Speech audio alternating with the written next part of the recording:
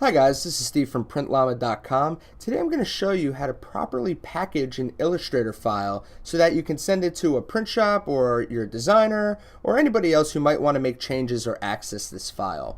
The reason packaging a file is very good is because if you simply send an Illustrator file to someone and you have any linked images or wacky fonts that they might not have, when they open that file on their end, they're going to be met with all sorts of errors, like this one.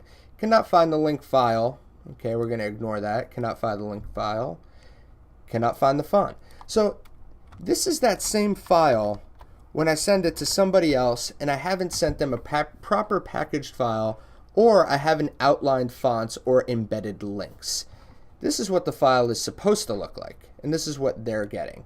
The way to avoid this is, instead of sending them just the Illustrator file, very easily, if you go up to File and click Package, what this is going to do is create a folder that includes all the linked images you used in your file, as well as any fonts that you might have used in your file.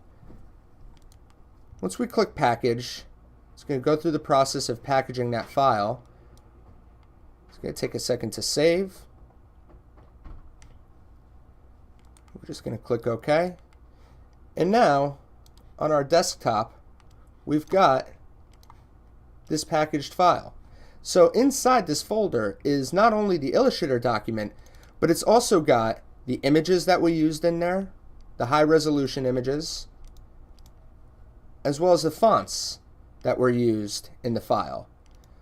So now this package is ready to go, and whoever you send it to is going to have everything that they need to open and edit your file. Now, one last thing that I do to send my file is I compress it. I zip the folder.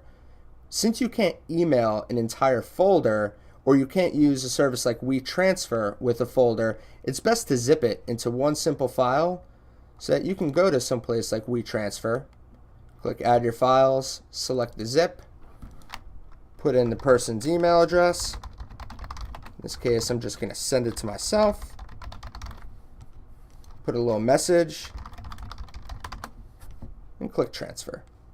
File is going to upload, and then it's going to send an email link to the email address that you input, where they'll be able to just click it, download that entire packaged file, and then from there, they'll be able to open it with no problem at all. Images are there, fonts are there, everything's gravy. Thanks guys, Steve from PrintLlama.com.